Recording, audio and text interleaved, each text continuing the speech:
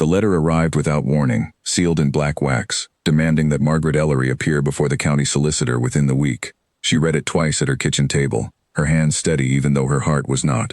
Her guardian, old Mr. Aldous Fenwick, had died 3 weeks earlier, and she had assumed the matter of his modest estate was already settled. She had not expected to be summoned like a stranger to her own life. The solicitor's office sat above a bakery in the center of town, and the smell of warm bread followed her up the narrow staircase. She wore her best gray dress, plain but pressed, and carried herself the way her guardian had taught her.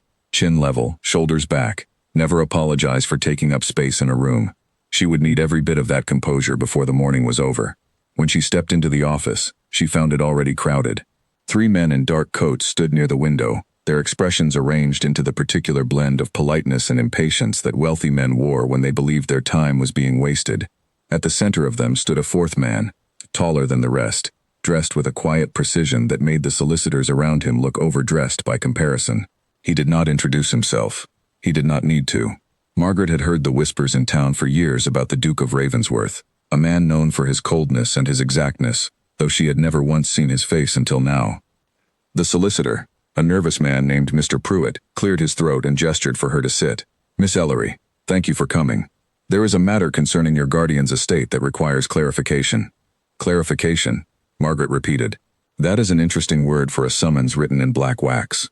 One of the Duke's lawyers, a narrow-faced man named Mr. Edmund Cross, allowed himself a small smile, the kind meant to make her feel foolish before she had even spoken. "Miss Ellery, I understand this may be overwhelming. Legal matters of this nature are rarely simple, especially where old documents are concerned." "I have read old documents before, Mr. Cross," she said. "I find they are usually simpler than the men who explain them." His smile faltered slightly, but he recovered. He opened a leather folder and withdrew a yellowed deed, its edges soft with age. "Your guardian's property was originally part of a larger holding granted to his family generations ago. The original deed, written in Latin, contains a clause that we believe reassigns a portion of that land to the Ravensworth estate upon the death of the last direct descendant. Mr. Fenwick, as you know, had no children. You were his ward, not his blood. The clause therefore applies."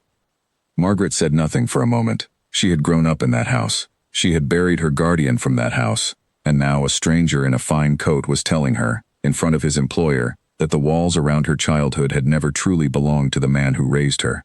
"May I see the clause?" she said. Mr. Cross hesitated, then turned the document toward her, his finger resting just beneath a line of cramped Latin script. "It reads, in essence, that the land reverts to the senior house, in the absence of an heir of the body, a rather standard provision for estates of this age." Margaret leaned forward and read the line herself. She had spent years at her guardian's side while he tutored the local vicar's children in Latin, absorbing more than anyone in that house had ever intended her to. The words on the page did not say what Mr. Cross claimed they said, not even close. "That is not what it reads," she said quietly. The room went still. Mr. Pruitt's pen stopped scratching against his paper. The Duke, who had been silent since she entered, turned his head slightly toward her for the first time. "I beg your pardon," Mr. Cross said, his voice cooling. "You said the clause concerns the absence of an heir of the body, but the phrase here is not de corpore. It is de nomine. The clause concerns the name of the estate, not the bloodline. It says the land reverts only if the House of Fenwick ceases to hold its name entirely, which it has not, because I was legally granted the Fenwick name by my guardian's own petition, recorded and witnessed, 3 years before his death." She looked up from the page. "I have the papers, if you would like to see them." Mr. Cross opened his mouth, then closed it again. He glanced at the Duke, who was watching Margaret now with an expression that had shifted from polite disinterest into something far more focused. "Miss Ellery," Cross said, recovering his composure with visible effort, "I think you may be mistaken about a single word. These distinctions can be difficult even for scholars." "I am not mistaken," she said. "De corpore refers to the body, the bloodline, as you claim. De nomine refers to the name, the house itself. They are not the same word, Mr. Cross, and they are not written the same way on this page. You changed one for the other when you read it aloud to me just now. Perhaps by accident, perhaps not." The silence that followed was different from the one before it. It was not shock at her boldness. It was the particular silence of men who had just been caught, watching each other to see who would speak first and take the blame. The Duke spoke instead. His voice was low, controlled, giving away nothing. "Read the line again, Mr. Cross. Exactly as it is written." Cross's throat moved as he swallowed. He read the line again, And this time, when he reached the disputed word, he mumbled it so quickly it was nearly impossible to catch. Margaret caught it anyway. "Denomine," she said aloud, before he could move past it. "You see, it is exactly as I said." The Duke closed the folder himself, ending the reading before Cross could attempt another pass. He looked at Margaret for a long moment, and she found she could not read his expression at all, which unsettled her more than open hostility would have. Hostility she understood. This quiet, assessing silence was something else entirely. "You read Latin," he said. It was not quite a question. "My guardian believed an educated ward was worth more than an ornamental one," Margaret said. "He was not a wealthy man, Your Grace, but he gave me an education most daughters of lords never receive. I imagine that surprises you." "It does," the Duke admitted, and something in his tone suggested he did not enjoy admitting it.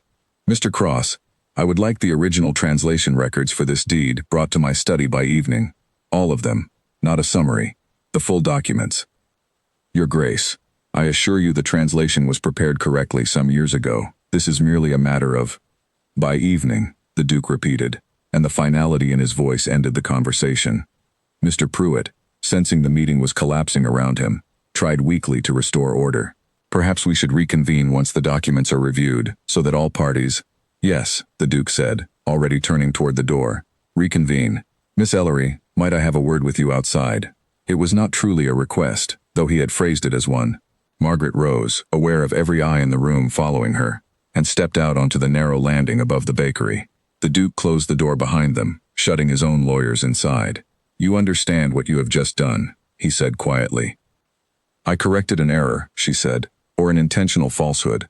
I have not yet decided which."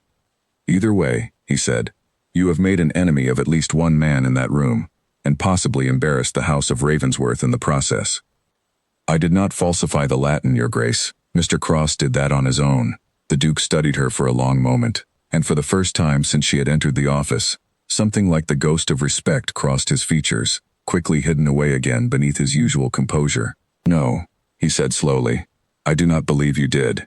He turned and descended the stairs without another word, leaving her standing alone above the bakery with the smell of bread rising around her, and the unsettling sense that whatever had just begun in that office was far from finished. Before she left the building, Mr. Pruitt caught up with her at the bottom of the stairs, his face pale and his collar suddenly too tight. "Miss Ellery, a word if I may. I did not know the document would be presented in that manner.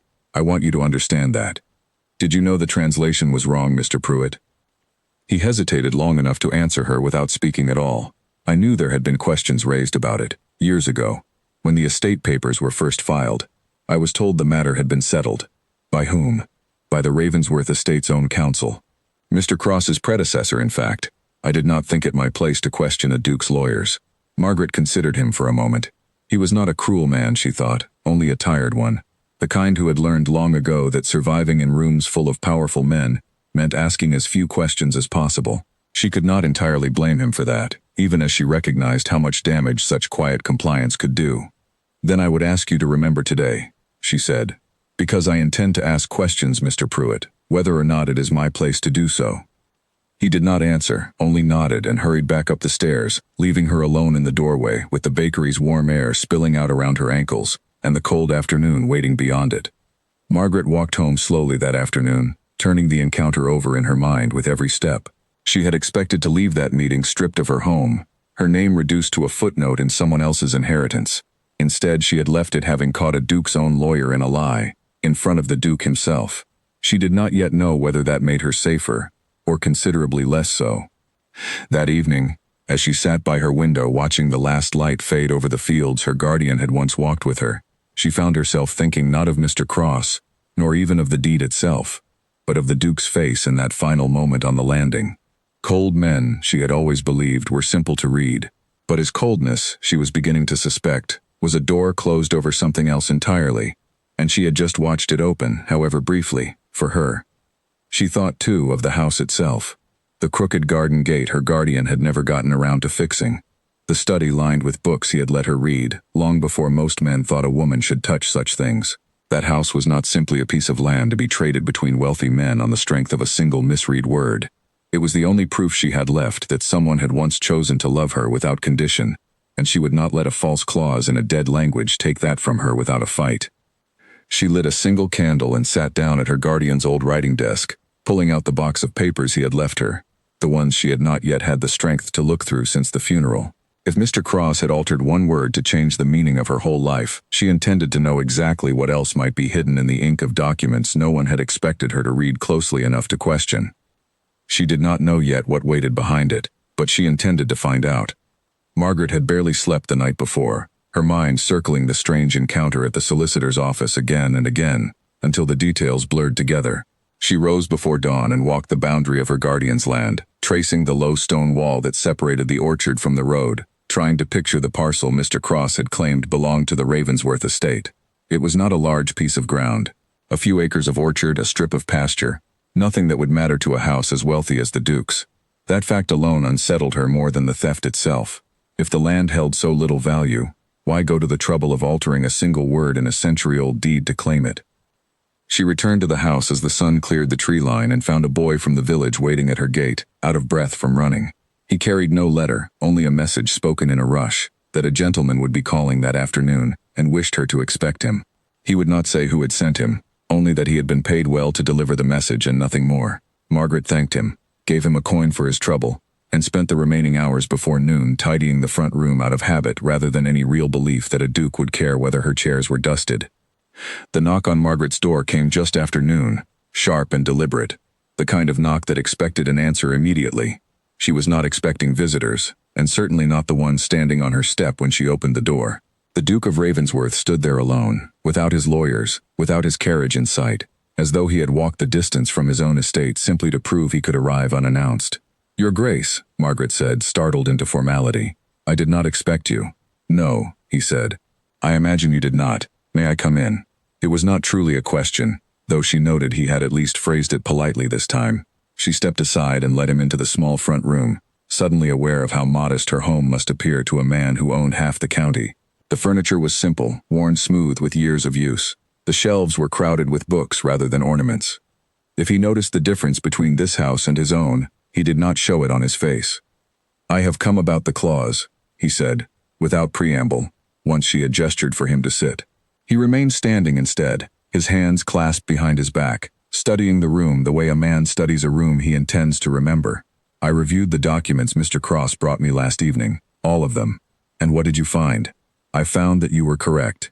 The word is de nomine, not de corpore.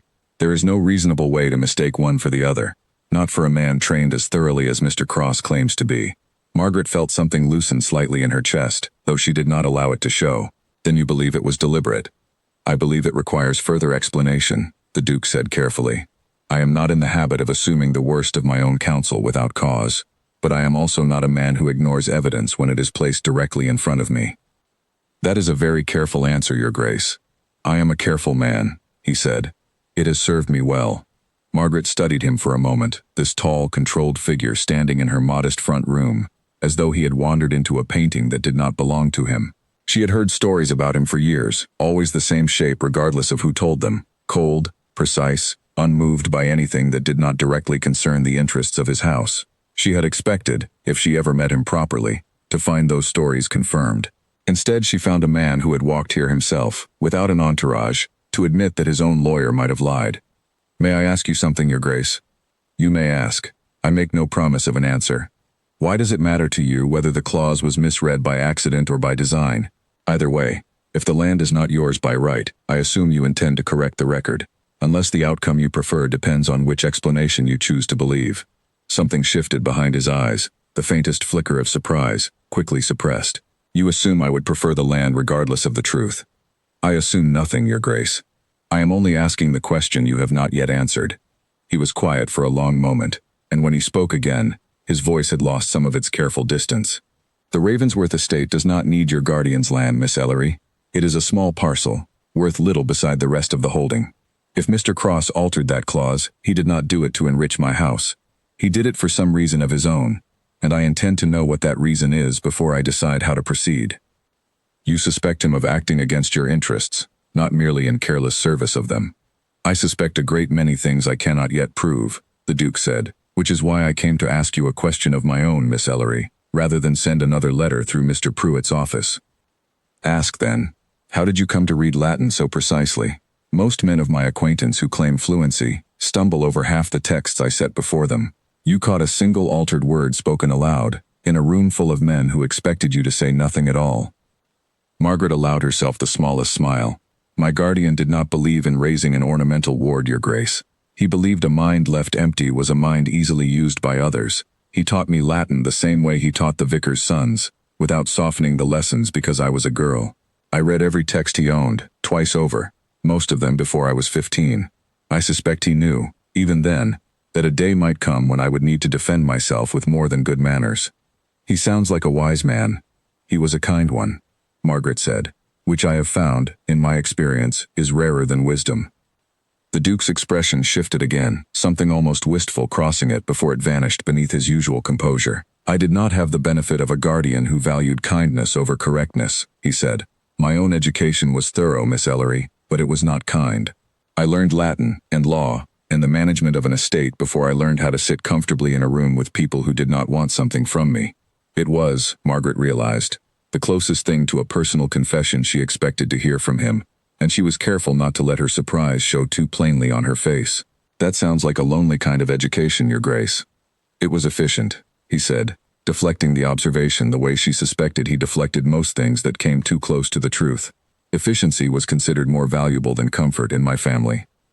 And do you still believe that? He looked at her for a long moment and for once did not answer immediately. I am less certain of it than I once was, he admitted finally. Recent events have complicated a number of things I once considered settled. Margaret was not entirely sure whether he meant the clause or something else entirely, and she did not ask him to clarify. Some doors, she suspected, opened further if left alone rather than pushed. What do you intend to do about Mr. Cross? She asked instead. I intend to watch him, the Duke said, his voice returning to its careful, controlled register, closely, and without his knowledge that I am doing so. If he altered that clause for reasons of his own, I want to understand the full shape of his intentions before I act. A man cornered too quickly often destroys the evidence of his own wrongdoing rather than reveal it. And what would you have me do in the meantime? Continue reviewing your guardian's papers, the Duke said. You mentioned to Mr. Pruitt, I am told, that you intended to look through them more closely. If Mr. Cross altered one document, it is reasonable to suspect there may be others. I would ask that you share anything you find with me directly, rather than through my own solicitors.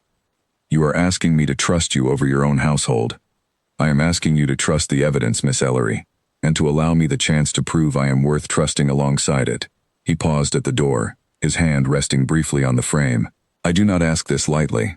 I am aware of how it must look. A duke arriving unannounced at the home of a woman his own lawyers tried to disinherit, asking for her cooperation rather than issuing a demand.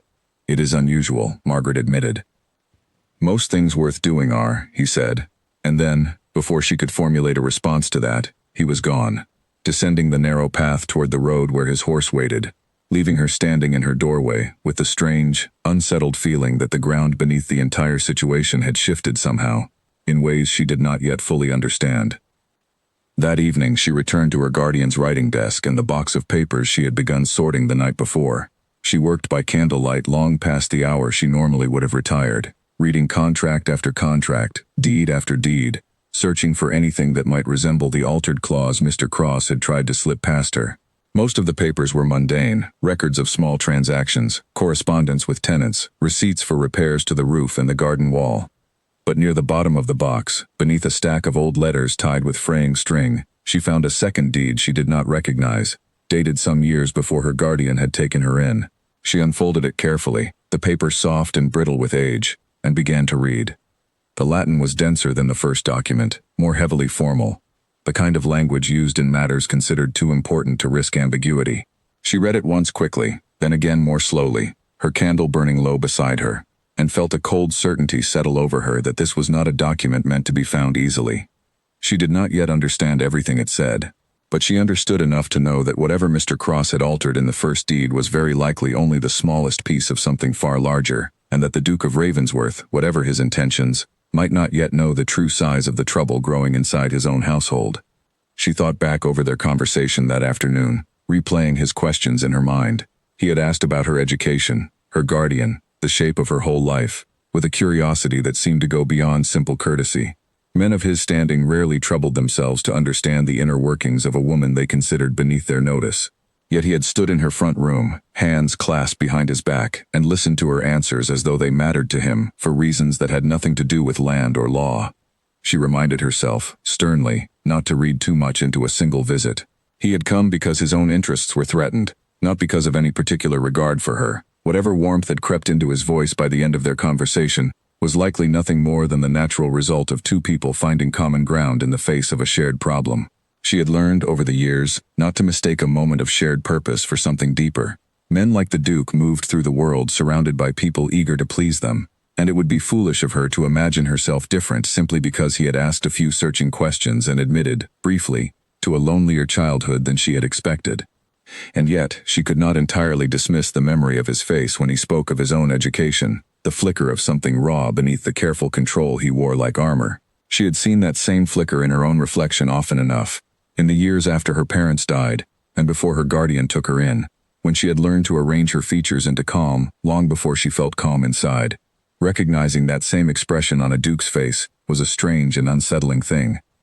She folded the second deed carefully and placed it inside a drawer of her writing desk, separate from the rest of her guardian's papers, and resolved to bring it to the Duke herself, rather than trust it to a letter carried by a stranger. Whatever this document proved to be, it deserved to be examined properly, by people who understood both the language it was written in and the stakes hidden inside every carefully chosen word. Outside, the candle guttered low in its holder, and somewhere beyond the orchard wall, an owl called once into the darkness and went silent. Margaret sat a while longer at her guardian's desk, listening to the quiet of the house that had raised her, and found herself wondering, not for the first time that day, exactly how far this trouble would spread before it was finished, and how much of it she would have to face alone before help arrived, if it arrived at all. She blew out the candle at last and climbed the narrow stairs to bed, though sleep came slowly. Every time she closed her eyes, she saw the cramped Latin script of the second deed, the careful phrasing that seemed designed to be overlooked, and the Duke's face in her front room, caught somewhere between suspicion and something gentler he had not yet allowed himself to name. Whatever tomorrow brought, she suspected it would not let either of them return easily to the lives they had led before that morning at the solicitor's office. The old man's cottage smelled of dust and dried ink, and Margaret had to knock 3 times before the door finally opened. Professor Alistair Finch stood in the frame, squinting at her through spectacles thick enough to distort his eyes, a quill still tucked behind one ear from whatever he had been writing before she arrived. "Miss Ellery," he said, recognition dawning slowly. "Your guardian's ward. It has been years." 6, I believe, Margaret said. "You taught me my declensions when I was 12, Professor. I am hoping you remember more of your Latin than I do of mine." He laughed, a dry, papery sound, and stepped aside to let her in. "I remember every word I have ever read, Miss Ellery, whether or not I wish to. It is the curse of a mind trained too well too young. Come in, come in. What brings you to my door after all this time? And carrying a document, I see, tucked so carefully beneath your arm." Margaret sat across from him at his cluttered table, pushing aside stacks of yellowed papers to make room for the second deed she had found the night before. She explained everything: the summons, the altered clause, the Duke's unexpected visit, and finally the document she had discovered hidden beneath her guardian's letters. Finch listened without interrupting, his expression growing more serious with every detail, until she finally unfolded the deed and slid it across the table toward him. He read it in silence for a long while, his lips moving slightly over certain phrases, his brow furrowing deeper the further down the page he traveled. When he finally looked up, his face had lost its earlier warmth entirely. "Where did you find this, exactly?" "Beneath a stack of my guardian's letters, tied with old string. I do not think he intended it to be found easily." "No," Finch agreed. "I do not think he did either. Miss Ellery, this is not simply a deed. It is a record of a private agreement, made decades ago, between your guardian's father and the previous Duke of Ravensworth. It concerns the very same parcel of land Mr. Cross attempted to claim in that first, altered document." Margaret felt her pulse quicken. "What does it say?" "It says," Finch replied slowly, tracing the relevant line with one ink-stained finger, "that the land was never meant to revert to the Ravensworth estate at all, under any circumstance. It was granted outright, in perpetuity, to the Fenwick family, in exchange for services rendered to the previous Duke during a dispute over a neighboring boundary. The wording is old-fashioned, but it is unambiguous. This land has never belonged to Ravensworth, not by blood, not by name, not by any clause that could reasonably be misread." Then the clause Mr. Cross showed me in the first document. was either entirely fabricated or altered so heavily from an earlier honest draft that it no longer resembles the original agreement at all. Finch finished for her. Miss Ellery, I have taught Latin to boys who could barely conjugate a simple verb, and even the dullest of them would understand the difference between de nomine and de corpore if it were pointed out to them plainly. A trained solicitor does not make that mistake by accident. He makes it because he believes no one in the room is capable of catching him. Margaret sat back in her chair, the weight of the discovery settling over her slowly. Someone constructed a false version of this deed, deliberately, to make it appear the land could revert to the Ravensworth estate, and they nearly succeeded, because they assumed I would not be able to read the language closely enough to notice. Nearly, Finch said, but not entirely, thanks to a guardian who valued your education over your comfort. Fenwick always did have more sense than most men of his station. I told him once that teaching a girl Latin so thoroughly would either be entirely wasted or entirely essential, depending on the life she led afterward. It appears he has been proven correct rather dramatically. Margaret allowed herself a small, tired smile at that, though the weight of what they had uncovered pressed heavily against it. The question now is who forged this. Mr. Cross presented the false clause, but I do not believe he acted entirely alone. Someone had to draft the falsified language in the first place, and construct it carefully enough to survive scrutiny by anyone who did not read Latin as closely as I do. That, Finch said, is a question best answered by examining who benefits most from the deception succeeding, not the Duke himself. If what you have told me of his reaction is accurate, a man who summons a woman's true account of an altered clause, and then reviews the original documents himself, is not a man orchestrating a fraud in his own name, but a lawyer who stands to gain a private commission, or a hidden fee, for successfully expanding his employer's holdings, without drawing attention to how he managed it, might have every reason to falsify a document and hope no one examines it closely enough to notice. Margaret considered this. You believe Mr. Cross acted for his own profit, rather than the Duke's benefit. I believe it is possible, Finch said carefully. I do not know the man personally, and I would not accuse him without further evidence. But greed dressed in a solicitor's coat has toppled finer households than Ravensworth's before now, Miss Ellery, and it rarely announces itself plainly. They spent the remainder of the afternoon combing through the deed line by line, Finch translating each clause aloud, while Margaret copied the wording carefully into her own notebook, building a record of the document's true meaning that could not later be disputed or reinterpreted by anyone hoping to obscure it again. By the time the light outside began to fade, they had produced a full and careful translation, along with several notes highlighting the specific ways the language of the false clause diverged from the honest agreement it appeared to have been built from. You will need to present this carefully, Finch said, as Margaret gathered her notes to leave. A duke embarrassed publicly, even by the truth, does not always respond with gratitude. Some men prefer a comfortable lie to an inconvenient truth, especially when the truth implicates people they have trusted for years. I do not believe the Duke is that kind of man, Margaret said, and then paused, faintly surprised at how readily the words had come to her. Finch studied her over the rim of his spectacles, a knowing look crossing his weathered face. You have met him only twice, Miss Ellery, and already you speak with such confidence about his character.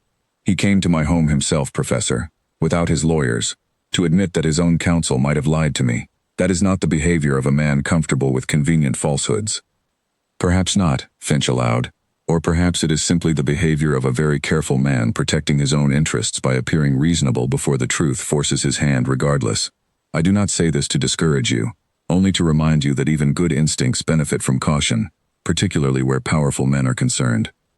Margaret thanked him for his help and made her way home as the last light faded from the sky, her notebook heavy in her bag with the weight of everything they had uncovered. She had gone to Finch's cottage hoping for confirmation of a single altered word. She left instead with proof of a fraud far larger and more deliberate than she had imagined, one that reached back decades before she had even been born, waiting patiently in a drawer for someone to finally read it correctly. She did not sleep well that night either. Every time she closed her eyes, she saw the careful, deliberate phrasing of the false clause, constructed by someone who had studied the original document closely enough to know exactly which words to change and which to leave untouched, someone patient enough to wait years before attempting to use it. That patience unsettled her more than the fraud itself. A hurried lie suggested desperation. A patient one suggested a plan, carefully maintained, waiting only for the right moment to be set into motion. She rose early the next morning and wrote a letter to the Duke, requesting a meeting at his earliest convenience, and enclosed a careful copy of her notes from Finch's translation, though she kept the original deed itself locked away at home, unwilling to risk it falling into the wrong hands before she could present it properly. She sent the letter by the same boy who had delivered the Duke's message the day before, and spent the remainder of the morning pacing the length of her small garden, rehearsing exactly how she intended to explain what she and Finch had found. The reply came faster than she expected, delivered not by a servant but by the Duke himself, arriving on horseback just past noon, with an urgency that suggested her letter had unsettled him considerably. He dismounted at her gate without waiting for anyone to take his horse, and Margaret, watching from her window, felt a fresh wave of unease settle over her at the sight of his expression.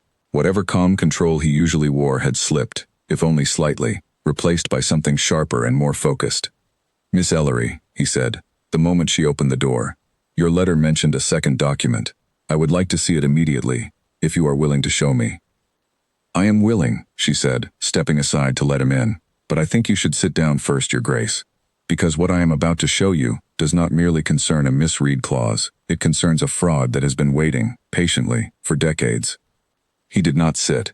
He stood in the middle of her front room, his jaw tightening as she retrieved the deed from its hiding place and laid it carefully on the table between them, along with Finch's translation notes, and began, word by careful word, to explain exactly what they had found. The Duke read the document twice through in silence, his eyes moving with the same trained precision Margaret had noticed the first day she met him, though now there was something harder beneath it, a controlled fury that showed itself only in the tightness of his hands as he held the paper. When he finally set it down, he did not speak immediately. He walked to the window instead, looking out over the small garden as though searching for something in the fading afternoon light that might make sense of what he had just read. "This changes a great deal," he said finally, his voice low. "If this document is genuine, and I have no reason yet to doubt it, then Mr. Cross did not simply misread a single word by carelessness. He constructed an entirely false clause, built from a real agreement he must have known existed, and presented it to you as though it were the original, unaltered text. That is not an error, Miss Ellery. That is a calculated fraud." "Professor Finch believes the same," Margaret said. "He also believes Mr. Cross may not have acted alone, or at least not for your benefit. A fraud this carefully constructed would require access to your family's private records, records a solicitor might reach easily, but records that suggest a longer history of planning than a single opportunistic lie." The Duke turned from the window, his expression unreadable in the dim light. "You are suggesting this has been in motion for some time. I am suggesting it is worth asking how long Mr. Cross has served your family, and whether anyone before him held the same position, and whether either of them stood to profit from a piece of land that, by your own account, is worth very little to the Ravensworth estate as a whole." "Cross has served my family for 11 years, the Duke said slowly, as though working through the timeline even as he spoke it aloud. "He inherited the position from his own uncle, who served my father before him. If this scheme predates Cross's own involvement, it would mean the falsification began under his uncle's management, decades ago, exactly as this second document suggests. Would his uncle have had reason to alter such a document?" The Duke was quiet for a long moment. "My father was not always a careful man where his own affairs were concerned. He trusted his solicitors more than he questioned them, and it would not surprise me to learn that trust was abused in ways he never discovered during his lifetime. If Cross's uncle constructed a falsified version of this deed decades ago, perhaps anticipating a future opportunity to claim the land once the Fenwick line appeared to have ended, and passed both the scheme and the position down to his nephew upon his retirement, it would explain a great deal. Including why Mr. Cross was so quick to present the falsified clause the moment my guardian died, rather than waiting to verify its authenticity first," Margaret said. "He did not need to verify it. He already knew what it said, because he or his uncle had written it themselves."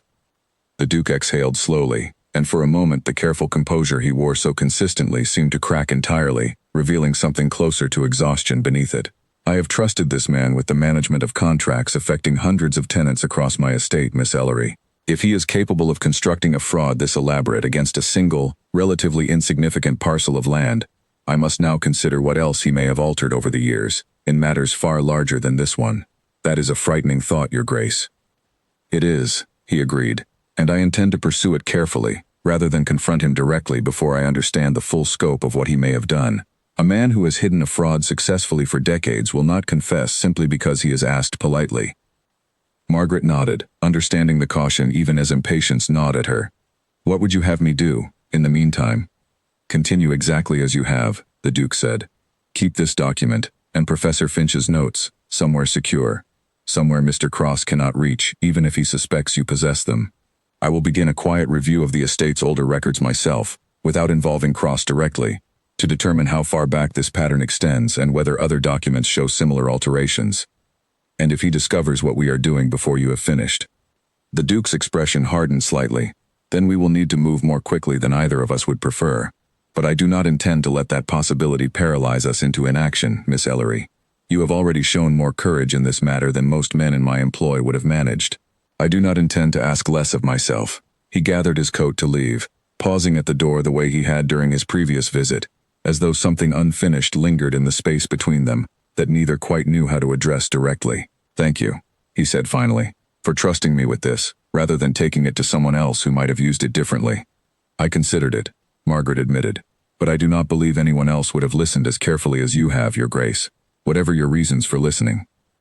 He held her gaze a moment longer than strictly necessary before turning and stepping out into the evening air, mounting his horse and riding back toward Ravensworth with the deed's damning contents weighing far more heavily on him, Margaret suspected, than anything he had carried with him on the ride over. She closed the door slowly behind him and returned to her guardian's writing desk, staring at the notes she and Finch had compiled that afternoon, and found herself wondering how many other quiet frauds might be buried in the Ravensworth estate's older records, waiting patiently, as this one had, for someone finally willing to read the truth closely enough to see it. She thought of her guardian then, of the years he had spent teaching her Latin at this very desk, patiently correcting her declensions long after most men would have given up on educating a girl so thoroughly. He had never explained why he pressed her so hard, only that a mind well trained was a mind no one could easily deceive. She understood now, more fully than she ever had before, exactly what he had been preparing her for, even if he had not lived to see the moment his lessons finally proved essential. Whatever came next, whatever Mr. Cross had built over years of careful deception, she intended to meet it with the same precision her guardian had spent a lifetime teaching her to trust.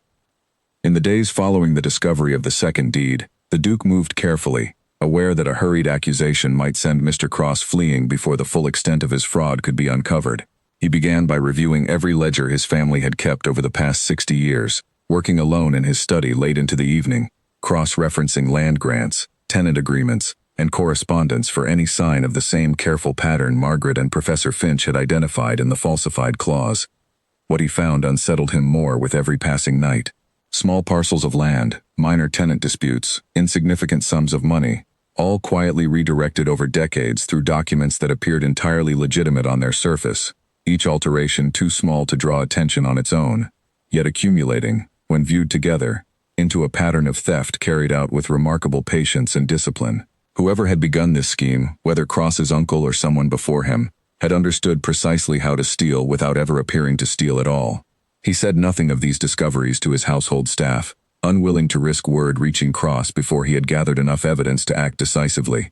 Instead, he continued his visits to Margaret's home, ostensibly to share each new document as he uncovered it, though he found himself, with each visit, less focused on the fraud itself, and more aware of how easily their conversations drifted toward subjects that had nothing to do with ledgers or falsified clauses at all. Mr. Cross knew something had changed the moment he was summoned to the Duke's study, rather than meeting him in the usual office set aside for estate business. The room was colder than he remembered, or perhaps it was simply the Duke's expression that made it feel that way, seated behind his desk with a stack of old ledgers arranged before him with obvious deliberation. "Your Grace," Cross said, bowing slightly, "you wish to see me." "I wish to ask you about your uncle," the Duke said, without preamble. "He held your position before you, did he not, for nearly 30 years?" Cross's composure did not slip, though something flickered behind his eyes that he could not quite suppress in time. "He did, Your Grace. He trained me himself, before his retirement. And in all those years of training, did he ever mention a private agreement between my grandfather and the Fenwick family concerning a small parcel of orchard land at the eastern boundary?" The silence that followed stretched a beat too long before Cross answered, "I do not recall such an agreement being discussed, Your Grace. If it exists, it predates my own involvement with the estate considerably." "That is interesting," the Duke said, "because I have spent the better part of 2 days reviewing my family's older records, and I have found several references to exactly such an agreement, dating back nearly 60 years, all of which appear to have been quietly omitted from the estate's official summary of holdings, sometime during your uncle's tenure." Cross's jaw tightened almost imperceptibly. "Records from that far back are often incomplete, Your Grace. Omissions are common, particularly where minor holdings are concerned. Perhaps, the Duke said, except the document I obtained yesterday. The original agreement itself is neither incomplete nor ambiguous. It states plainly that the land was granted to the Fenwick family outright, in perpetuity, with no reversion clause of any kind, which raises an obvious question, Mr. Cross. If no such clause existed in the original agreement, where did the clause you presented to Miss Ellery come from? Cross opened his mouth, then closed it again, clearly recalculating his answer before committing to one. I can only assume there was an error in the transcription, Your Grace, made at some point over the many decades since the original agreement was recorded. I presented the document exactly as it appeared in the estate's official files. And yet, the Duke said, leaning forward slightly, when Miss Ellery corrected your reading of it aloud, in front of witnesses, you did not simply defer to her interpretation as an honest man confident in his own transcription would have done. You attempted to argue the point, and when that failed, you read the disputed words so quickly it was nearly impossible to catch. That is not the behavior of a man who believes he is working from an honest error, Mr. Cross. That is the behavior of a man who knew precisely what he was hiding. Cross's hands, folded in front of him, tightened until his knuckles paled. Your Grace, I understand how this appears, but I assure you, do not assure me of anything further, the Duke said, his voice quiet but final. I am not accusing you formally, not yet. I am telling you that I know a falsified document was presented in my name, to disinherit a woman with no power to defend herself against it, and I intend to understand exactly how deep this deception runs before I decide what to do about it. Consider this conversation a warning, Mr. Cross, not an accusation. The next one will not be so gentle. Cross left the study pale and visibly shaken, and the Duke sat alone for a long while afterward, staring at the ledgers spread across his desk without truly seeing them. He had built his entire understanding of his own estate on the assumption that the men managing it did so honestly, even when they did so imperfectly. Discovering that assumption might have been false for decades unsettled him more than he cared to admit, even to himself. After Cross left the study that day, the Duke summoned his household steward and quietly requested a full account of every payment made from the estate's accounts over the past decade that had passed through Cross's office without direct oversight from anyone else. The steward, an older man named Mr. Aldridge who had served the family loyally for 30 years, hesitated before answering. Your Grace, forgive me, but such an inquiry will not go unnoticed for long. Mr. Cross reviews those very accounts himself, as part of his duties. Then we will need to be careful how the inquiry is conducted, the Duke said. Compile the records quietly, Aldridge, and bring them to me directly, not through the usual channels. I do not want Cross aware of this until I have seen the full picture myself.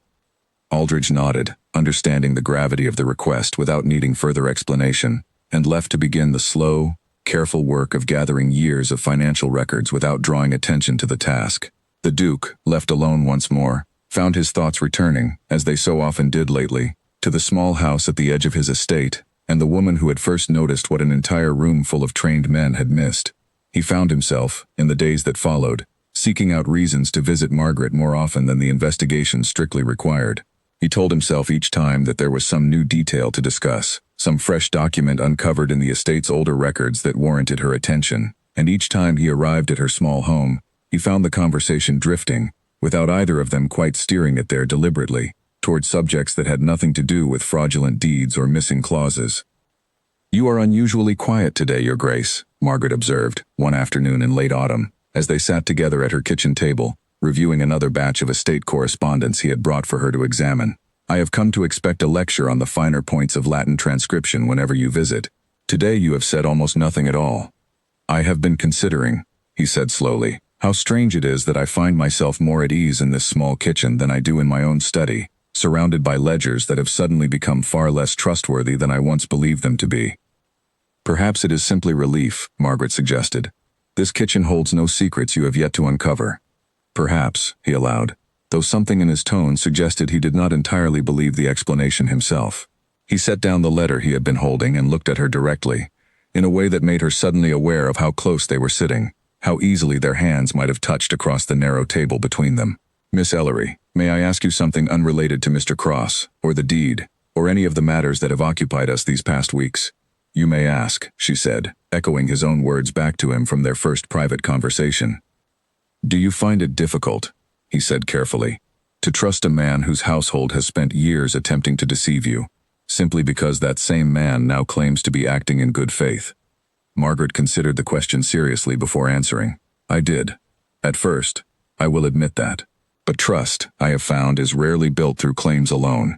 It is built through consistency, through actions repeated often enough that they become difficult to doubt. You have visited me a dozen times now, Your Grace, always with new evidence, always willing to hear my objections rather than dismiss them. That consistency has done more to earn my trust than any single declaration could have managed. I am glad to hear it, he said quietly, because I find myself increasingly reluctant to imagine these visits ending.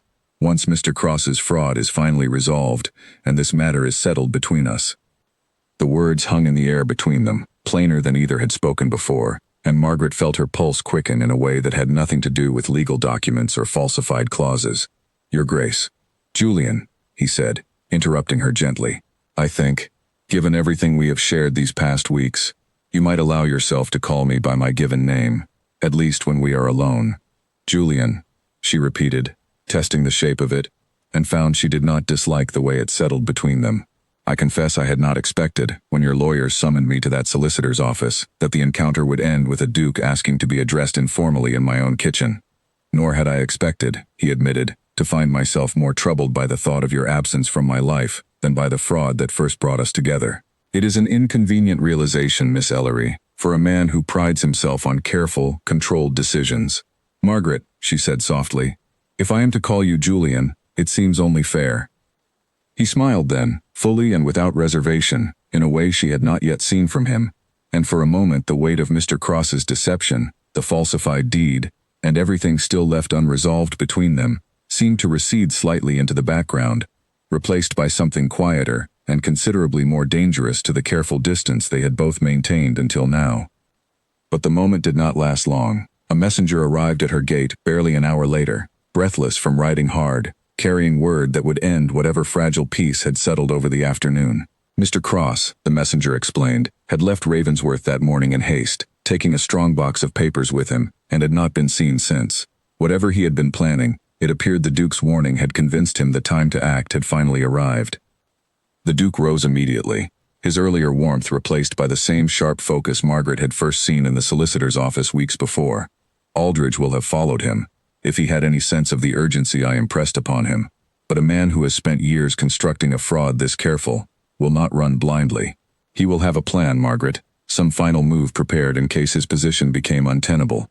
What kind of plan? She asked, rising as well, the earlier tenderness between them giving way quickly to the same shared urgency that had first brought them together. I do not know yet, the Duke admitted, but a strong box of papers suggests he intends to either destroy evidence of his fraud or use it as leverage before he vanishes entirely. Neither possibility ends well for either of us, if he succeeds. Then we should not wait here for further news, Margaret said, already reaching for her coat. If Mr. Cross believes his scheme is unraveling, he may attempt something reckless before he flees, something that could still be stopped if we act quickly enough. The Duke studied her for a moment, clearly weighing whether to insist she remain safely behind while he pursued the matter alone, and just as clearly recognizing, from the set of her jaw, that such an insistence would accomplish nothing beyond wasting time neither of them could afford to lose. Very well, he said, but you will stay close to me, and you will trust my judgment the moment any danger presents itself. I have already underestimated this man's willingness to act once before. I do not intend to make that mistake again. They rode together toward Ravensworth as the afternoon light began to fade, the earlier ease between them replaced by a tense, shared awareness that whatever peace they had briefly found in her kitchen that morning would need to wait until the larger threat of Mr. Cross's desperation had been fully addressed. Margaret glanced sideways at him as their horses moved swiftly down the darkening road, noting the tight set of his shoulders, the way his hand rested near the reins with a readiness she had not seen in him before. Whatever gentleness had passed between them earlier that day had not vanished, but it had been folded carefully away beneath the same discipline that had carried him through years of managing an estate he had only just discovered he could not fully trust. She found, to her own surprise, that she trusted him more in this moment of urgency than she had even during his quieter, gentler visits, because a man who could set aside his own comfort so completely in the face of danger was a man whose steadiness, she suspected, would not waver easily when it mattered most. Before they reached the edge of the estate grounds, a second rider intercepted them on the road, a young clerk from Mr. Pruitt's office, waving a folded paper above his head as he approached. He explained, breathless, that a formal notice had arrived at the solicitor's office only that morning, filed under Mr. Cross's signature, requesting an emergency tribunal to determine whether Miss Ellery was fit to manage her own inheritance. The notice claimed she had shown signs of instability following her guardian's death, citing anonymous statements from unnamed household staff, who supposedly doubted her capacity to handle estate matters without male oversight. Margaret read the notice twice, her hands tightening around the paper as the full shape of Cross's plan became clear. He intended to have me declared unfit before anyone could examine the deed closely enough to expose his fraud. If a tribunal ruled me incapable of managing the inheritance, the land would pass to a court-appointed guardian, someone Cross could easily influence or bribe into accepting whatever version of the deed he chose to present. A calculated move, the Duke said grimly, filed the very morning after I confronted him in my study. He must have prepared this notice in advance, in case his position became untenable, intending to file it the moment he sensed the walls closing in around him. Then the chapel is not where he intends to hide, Margaret said slowly. It is where he intends to wait, Julian, until the tribunal notice takes effect and he no longer needs to hide at all. The Duke's expression hardened further, the earlier warmth between them replaced entirely now by the same sharp focus that had first unsettled his own lawyers in the solicitor's office weeks before. Then we do not have the luxury of a slow, careful pursuit. If this notice is not withdrawn before it reaches formal proceedings, it will take weeks to overturn through the courts, weeks during which Cross could easily disappear entirely, taking whatever remains of his fraud with him. They rode harder after that, the clerk following behind at a slower pace, and Aldridge met them at the edge of the estate grounds, his horse lathered from hard riding, his face pale in the fading light. Your Grace, I followed him as far as the crossroads before losing his trail. He did not head toward the main road to the city, as I expected. He turned instead toward the old chapel at the edge of the eastern boundary. The chapel near the disputed land, Margaret said, understanding arriving quickly. The same parcel from the original deed. It would make a strange place to hide, the Duke said, frowning, unless he intended it as something other than a hiding place. They rode hard toward the chapel, arriving as the last light drained from the sky, the old stone building silhouetted against the darkening horizon, like something out of an older, less certain century. A single lantern glowed faintly through one of the narrow windows, the only sign that anyone had been there recently at all. Inside, they found Mr. Cross seated at the altar rail, his strongbox open beside him, papers spread across his lap in the lantern light. He did not startle when they entered, though his hand moved instinctively to gather the papers closer, as though some part of him had expected this confrontation all along, and had simply been waiting for it to arrive. Your Grace, he said, without looking up immediately. I wondered how long it would take you to follow. What are you doing here, Cross? The Duke said, his voice carefully controlled despite the obvious tension in his frame. Cross looked up finally, and Margaret was struck by how different he appeared from the confident, narrow-faced man who had tried to deceive her in the solicitor's office weeks earlier. This man looked tired, hollowed out by years of maintaining a lie that had finally begun to collapse around him. I am finishing what my uncle began, Cross said quietly, or perhaps ending it, depending on how you choose to view the matter. These papers, Your Grace, are not merely the falsified clause Miss Ellery caught me presenting. They are a full accounting of every alteration made to your family's records over the past 60 years. Land quietly redirected, sums of money diverted through accounts no one thought to question closely. My uncle began the practice, and I continued it, because by the time I inherited his position, I had also inherited debts of my own. I saw no other way to satisfy. There is a notice, Margaret said, stepping closer, the folded paper still clutched in her hand. Filed this morning under your signature, requesting a tribunal to have me declared unfit to manage my own inheritance. Was that also part of finishing what your uncle began, Mr. Cross, or was that entirely your own design? Cross's face paled further at the sight of the paper, and for the first time that evening, something like genuine shame crossed his features rather than mere exhaustion. That notice was prepared weeks ago, Miss Ellery, in case matters unraveled faster than I could control them. I filed it this morning in a moment of panic, after the Duke's warning in his study convinced me my position was already lost. I regret it deeply. It was a cruel and desperate measure, and I withdraw it freely, in writing, tonight, alongside my full confession. Withdrawing it will not be so simple, the Duke said. A tribunal notice, once filed, requires formal process to overturn. Then I will testify before that same tribunal myself, Cross said, and state plainly, under oath, that the notice was filed falsely, without any basis beyond my own desperation to delay the exposure of my fraud. I have caused enough harm through careful deception, Your Grace. I do not intend to compound it further by allowing an innocent woman to suffer for my own cowardice. You are confessing, the Duke said, though it was not quite a question. "I am tired, Your Grace," Cross said. "I have spent 11 years managing a fraud I did not create but chose to continue, watching every transaction closely enough to ensure no one noticed the pattern. And when Miss Ellery caught a single altered word in front of witnesses, I understood the entire structure was likely to unravel eventually, regardless of how carefully I tried to contain it.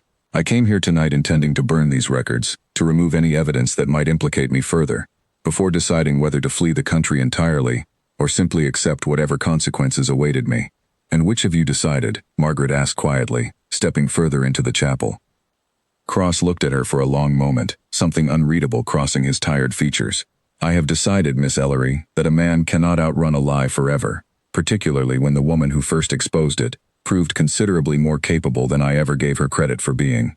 I have not burned anything. I brought these records here because I needed somewhere quiet to finally look at the full scope of what I had done, away from the estate, away from anyone who might interrupt me before I had made my decision." "And what decision have you reached?" the Duke asked. "I intend to surrender these records to you, Your Grace, in full, along with a written confession, detailing every alteration I am aware of, both my own and my uncle's before me. I ask only that whatever consequences follow, you consider that I came to this decision on my own, before you cornered me into it, and that I did not attempt to destroy the evidence when I had every opportunity to do so tonight." The Duke studied him for a long moment, weighing the confession against the years of careful deception it followed. "That will matter, Cross, when the full accounting is made. It does not erase what you have done, but it is not nothing either." Cross nodded, some of the tension leaving his shoulders, though the exhaustion remained etched into every line of his face. He gathered the papers carefully and handed them to the Duke, along with a smaller, separate bundle he had clearly prepared in advance, his written confession, already composed and sealed, as though he had known, even before they arrived, exactly how this confrontation would end. Before they left the chapel, the Duke insisted that Cross write out a separate, immediate statement withdrawing the tribunal notice, sealed and witnessed by both Margaret and Aldridge, to be delivered to Mr. Pruitt's office before the sun rose, ensuring the false claim could not gather any further momentum overnight. Cross complied without argument, his hands steady despite the exhaustion evident in every other part of him, as though the act of finally telling the truth, however damaging, had settled something in him that years of careful deception never had. "I should have told you the truth the moment Miss Ellery caught my error in that office," Cross said quietly, as they prepared to leave the chapel. "I told myself, at the time, that I could still manage the situation quietly, correct the record without drawing further attention, and no one would need to know the full extent of what my uncle and I had done. I understand now how foolish that hope truly was. Foolish and costly to people who trusted you," the Duke said, though there was less heat in his voice now than there had been in his study days earlier. "But you did not burn these records tonight, Cross, when you had every opportunity to do so, and you withdrew a false claim the moment it was presented to you directly, rather than allowing it to stand simply because withdrawing it proved inconvenient. That distinction will matter when the full accounting is made before the tribunal." They rode back toward Ravensworth in near silence, Cross accompanying them without protest, the weight of the recovered documents settling heavily over all three of them. Margaret found herself watching the Duke closely throughout the ride, noting the careful control with which he processed the enormity of what had just been revealed, years of quiet theft finally laid bare in a single evening. "You are thinking of your father," she said quietly, as they neared the estate gates. "I am thinking of how easily this could have continued indefinitely," the Duke admitted, "if you had not caught a single mistranslated word in a solicitor's office weeks ago. My father trusted these men implicitly, and that trust was abused for decades without his knowledge. I wonder now how many other households across this county harbor the same quiet frauds, waiting patiently for someone capable enough and brave enough to finally notice them. You cannot fix every household's frauds, Julian. You can only address the one within your own reach." "That is true," he said, though something in his voice suggested the thought did not entirely comfort him. "But I find myself grateful, more than I can easily express, that the one within my reach happened to cross paths with a woman capable of noticing what an entire room full of trained solicitors either missed or chose to overlook."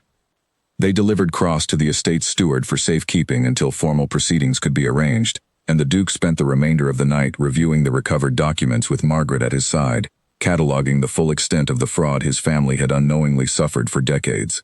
It was slow, careful work, made bearable only by the quiet companionship that had grown steadily between them over the preceding weeks, neither needing to fill every silence with conversation, content simply to work through the evidence together, page by careful page.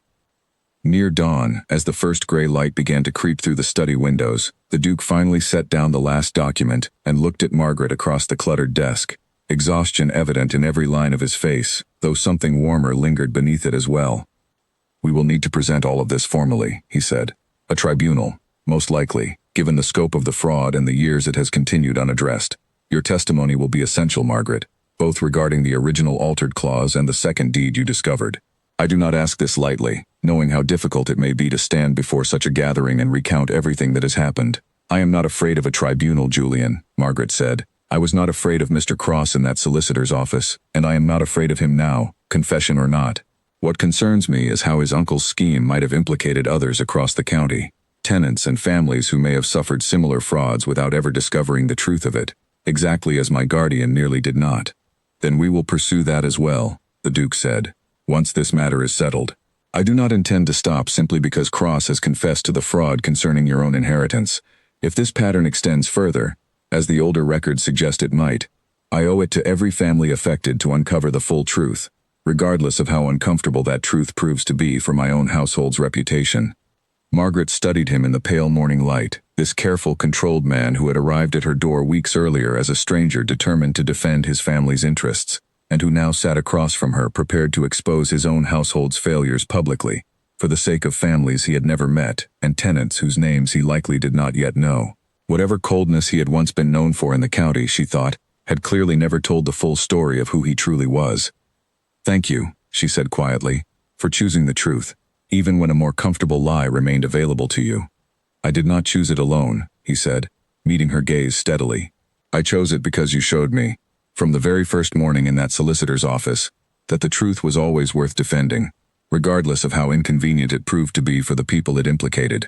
I do not believe I would have pursued this as thoroughly without your example before me, Margaret. I want you to know that plainly, before the tribunal, before anything else that follows." The morning light strengthened around them as they sat together in the quiet study. The recovered evidence of decades of fraud spread across the desk between them, and Margaret found herself thinking, not for the first time, that whatever trouble still lay ahead in the tribunal to come, she no longer faced it as the overlooked ward of a modest household. She faced it as a woman who had already proven once that she could not be so easily deceived, standing now beside a duke who had chosen, deliberately and at real cost to his own family's reputation, to stand with her rather than against her. Later that morning, as the recovered documents were sealed and locked away for safekeeping until the formal tribunal could be arranged, Aldridge delivered word that Cross's withdrawal of the false notice had reached Mr. Pruitt's office before daybreak, exactly as promised, sparing Margaret the immediate threat of a hearing designed to strip her of her inheritance before the truth could be properly examined. It was a small relief, set against the much larger reckoning still to come, but Margaret found she was grateful for it nonetheless, one clean resolution amid so many complicated ones still unfolding around her. The Duke walked her to the edge of the estate grounds himself when the sun had fully risen, both of them worn thin from the night's events but unwilling, still, to part ways without a final word between them. "The tribunal will not be gentle," he said, "regardless of how thoroughly Cross confesses. My family's reputation, and yours, will both be examined closely before this is finished." "I did not expect gentleness when I first read that black wax letter, Julian," Margaret said. "I only expected the truth to matter, eventually, if I was patient and careful enough to uncover it. You have given me every reason to believe it finally will." He took her hand then, briefly, in a gesture that carried more weight than any formal declaration might have managed. "Whatever the tribunal decides regarding the land, Margaret, I want you to know that my own regard for you has never depended on the outcome of a legal proceeding. It began the morning you corrected a single Latin word in front of a room full of men who underestimated you, and it has only grown steadier with every difficult truth we have uncovered together since." Margaret held his gaze in the early morning light, the weight of the night's events settling into something quieter and more hopeful than she had felt in weeks. "Then let us face the tribunal together, Julian, and whatever comes after it as well." The morning of the tribunal, Margaret rose before dawn, exactly as she had on the day of that first summons weeks earlier, though this time she did not dress in her plainest gray. She wore instead a deep blue dress her guardian had bought her for a wedding she had attended 2 summers before, the finest garment she owned, and stood a long while in front of her small mirror deciding whether she looked like a woman capable of standing before a tribunal filled with men who had spent their careers in exactly such proceedings. Professor Finch arrived at her gate just after sunrise, his own coat brushed and pressed for the occasion. carrying a leather satchel stuffed with every reference text he thought might prove useful, should the tribunal question the finer points of their translation. "You look terrified, Miss Ellery," he said, by way of greeting.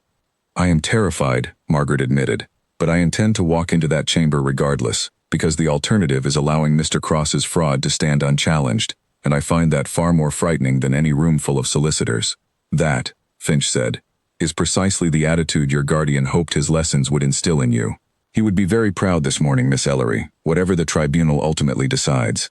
They traveled together to the county courthouse, a squat stone building Margaret had passed 100 times without ever imagining she would one day stand inside it defending her own inheritance. The Duke's carriage arrived shortly after theirs, and he greeted her with a formal nod, appropriate to the public setting, though his eyes lingered on her a moment longer than strict formality required. A small, private acknowledgement of everything they had endured together to reach this point. The tribunal chamber was already full when Margaret arrived. Rows of benches crowded with solicitors, clerks, and curious onlookers who had heard whispers of a scandal touching one of the county's oldest houses. She had expected to feel small in a room like this, surrounded by men who had spent their entire careers navigating exactly this kind of proceeding. But instead she found a strange calm settling over her as she took her seat beside Professor Finch, her notebook of careful translations resting in her lap. The Duke sat across the aisle, in the section reserved for the Ravensworth household, his expression composed in the same controlled manner she remembered from their very first meeting, though she now understood how much effort that composure required of him, and how little it revealed of what he truly felt underneath it. The presiding magistrate, an elderly man named Justice Hollis, called the proceedings to order and invited Mr. Cross's replacement counsel, a cautious younger solicitor named Mr. Aubrey Winslow, to present the estate's original position regarding the disputed clause.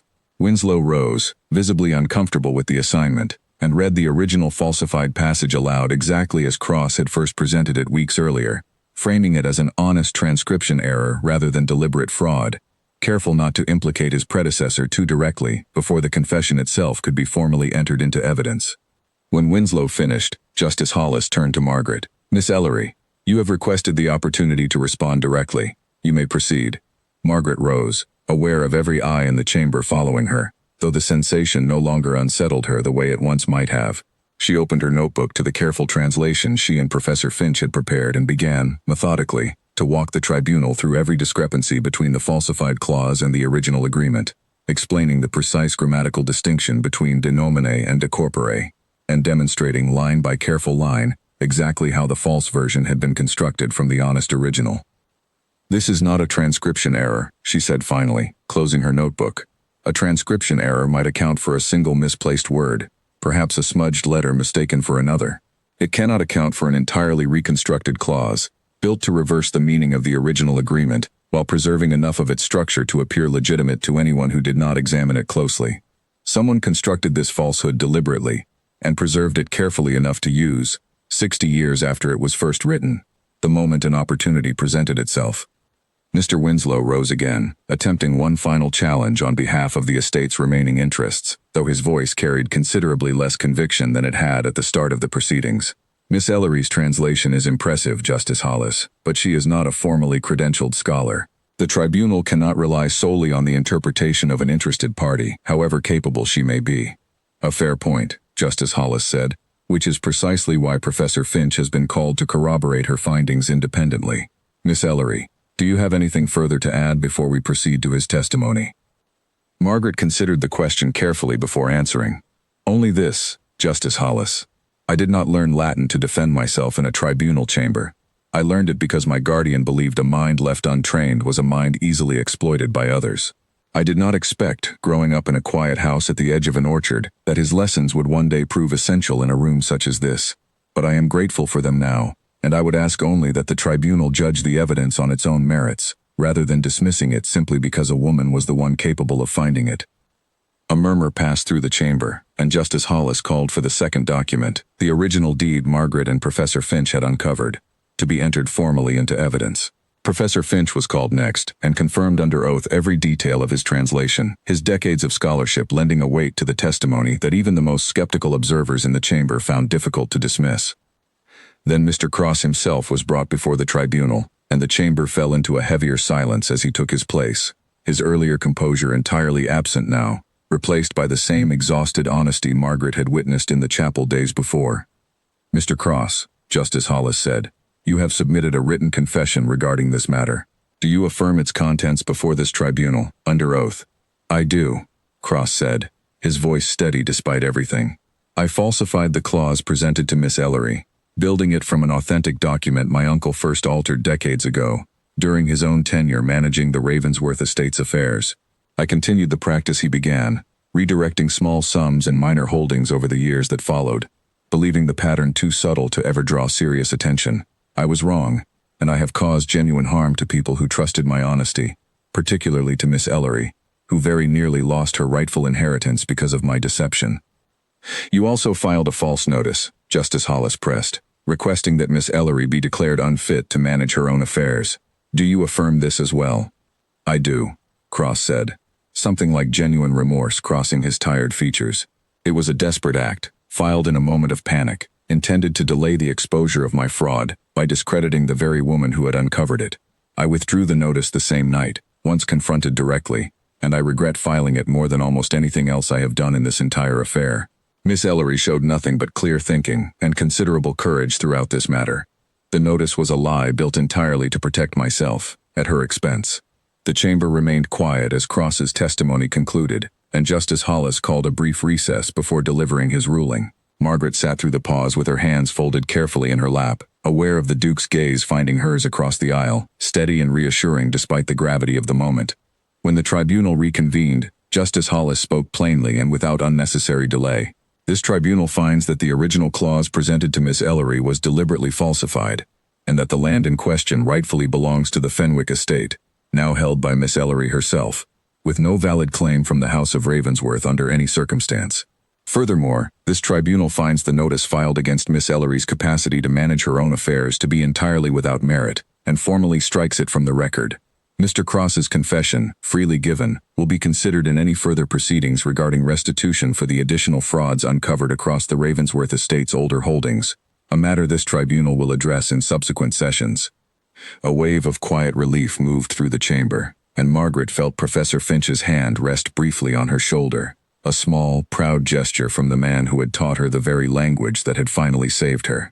Across the aisle, the Duke rose from his seat, and rather than returning immediately to the private conversations already beginning among the estate's solicitors, he crossed the chamber floor directly toward her, in full view of every curious onlooker present. "Miss Ellery," he said, loud enough for those nearby to hear clearly, "I owe you a public apology, on behalf of my household, for the harm my own counsel attempted against you. And I owe you a private thanks, which I intend to offer at far greater length once this chamber has emptied, for showing me exactly what kind of man I wish to become, once I finally understood what my own household had been hiding from me." Margaret felt heat rise to her cheeks at the openness of his words, delivered without any of the careful, guarded distance he had maintained during their very first meetings. "Your Grace, I believe half this chamber is now watching us rather than listening to the tribunal's remaining business." "Let them watch," he said simply. "I find I no longer have any particular interest in hiding what has grown between us these past weeks, Margaret, regardless of who might be observing."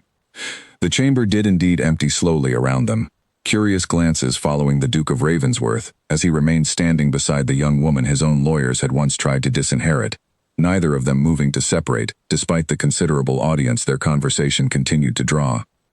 In the weeks that followed the tribunal's ruling, the Duke turned his attention fully to the wider fraud Cross's uncle had first set in motion decades earlier.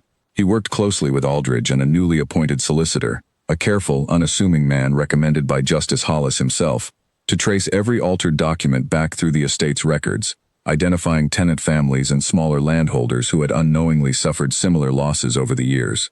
Restitution was arranged quietly but thoroughly, land returned where it could be, compensation offered where it could not, and the Duke insisted on meeting many of the affected families himself, unwilling to let the correction of decades-old wrongs be handled entirely through impersonal legal correspondence.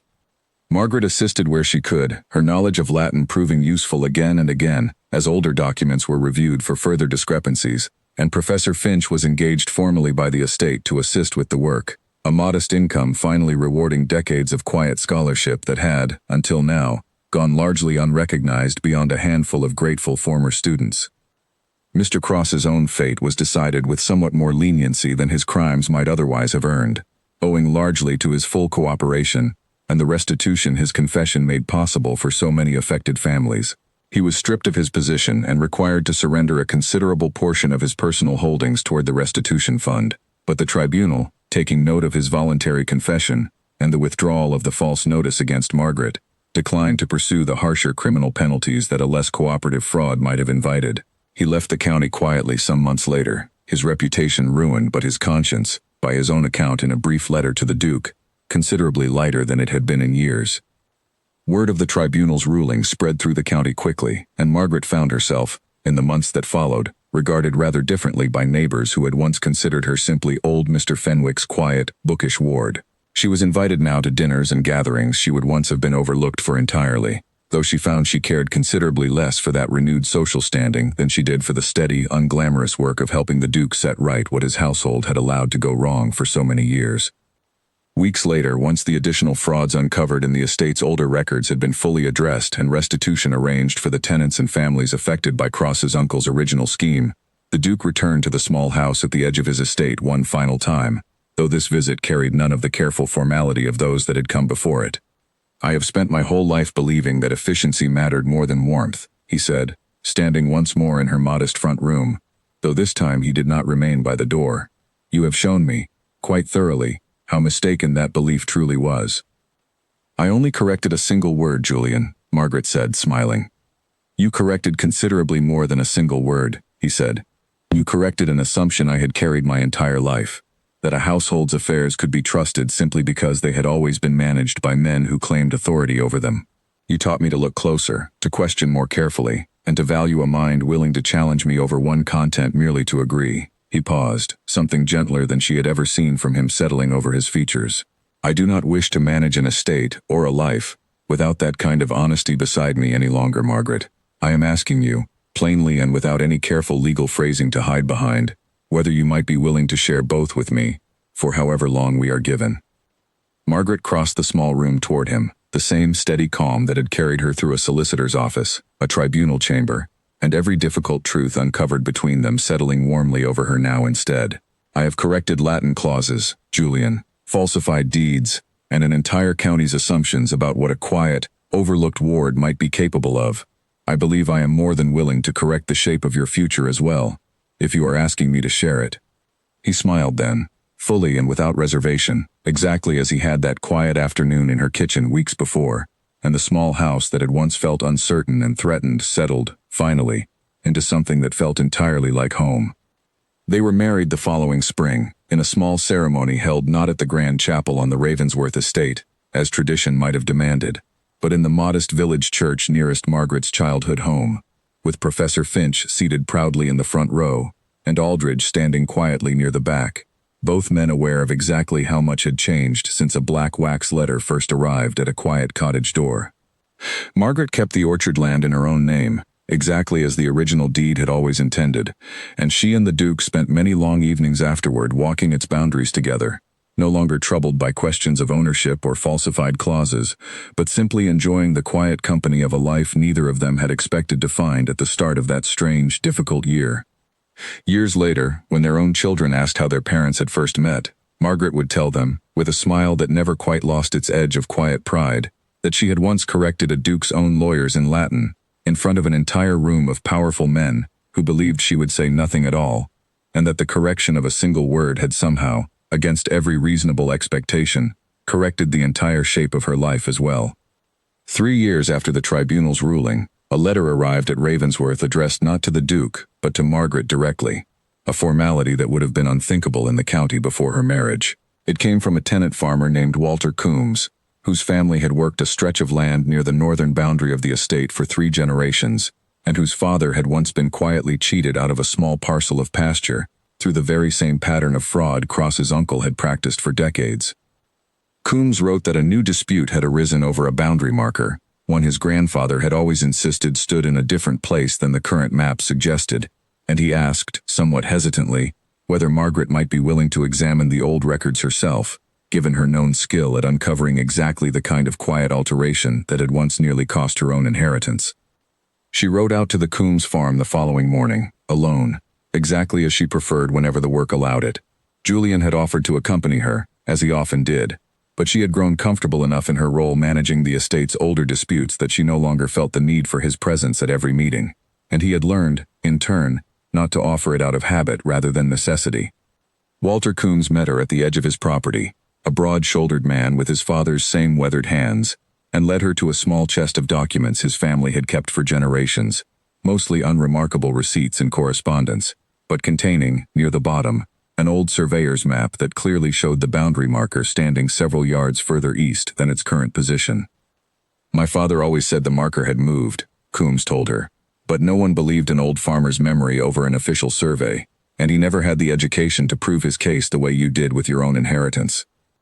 Margaret examined the map carefully, cross-referencing it against the estate's more recent records, and found, exactly as she suspected she might, a small but deliberate alteration made sometime in the past 40 years, shifting the boundary just enough to grant the Ravensworth estate an additional strip of grazing land at the Coombs family's expense. It was a smaller fraud than Cross's, more likely the work of an overzealous steward decades earlier than any grand scheme, but the pattern was unmistakably familiar.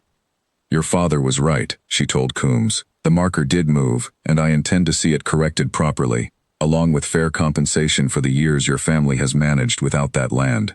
Coombs's relief was evident, though tempered by the same weary caution she recognized from years of watching how power in the county had always favored those with wealth, and standing over those without either. "Forgive me for saying so, Your Grace," he said, using the title she had grown accustomed to but never entirely comfortable with.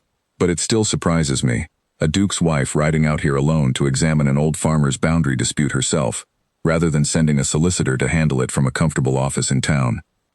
"I was once the ward everyone assumed could be handled quietly from a comfortable office, Mr. Coombs," Margaret said.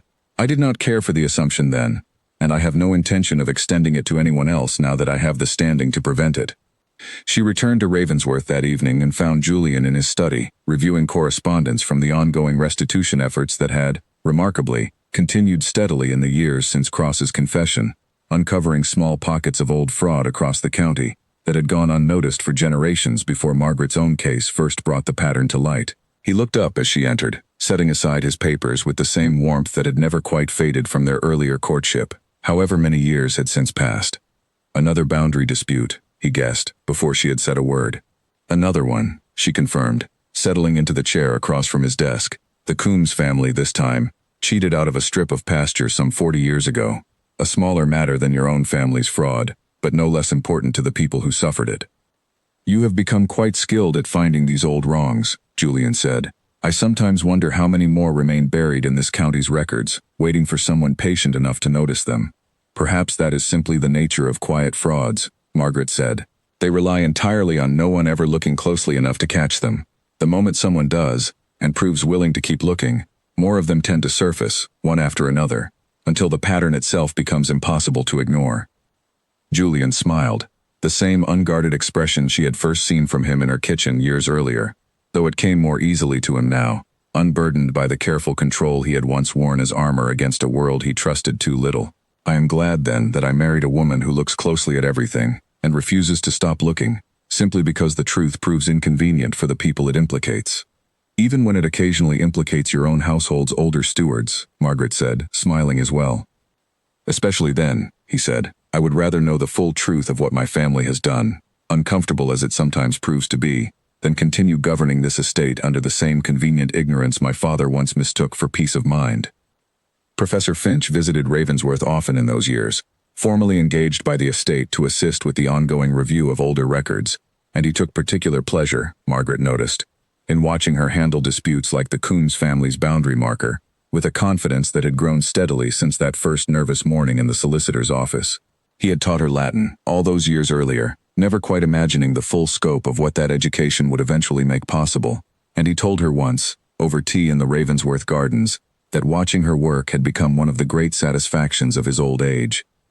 "Your guardian would be very proud," he said, though I suspect not entirely surprised. He always believed a properly educated mind would find its purpose eventually, whatever obstacles stood in its way. I do not think even he imagined the purpose would prove quite this significant, but I believe he would recognize the shape of it easily enough. Margaret thought of her guardian often in those years, particularly whenever a new dispute crossed her desk that required the same careful attention to language he had spent so many patient afternoons teaching her to develop. She kept his old writing desk in her own study at Ravensworth, moved there shortly after her marriage, and she liked to imagine, on the evenings when a difficult case kept her working late into the night, that some small measure of his patient, careful spirit remained with her still, guiding her through every clause and every quiet fraud she uncovered in his memory. The Coombs family received their fair compensation within the month, the boundary marker restored to its proper place, and word of the correction spread through the county much as word of Margaret's own tribunal had spread years before, each small restitution adding to a reputation that had grown, steadily and deservedly, into something the county's oldest families had learned to respect rather than dismiss. She did not know, on any given morning, what fraud or dispute might next arrive at her door, carried by a tenant farmer's hesitant letter, or a neighbor's quiet suspicion that something in an old document did not sit quite right.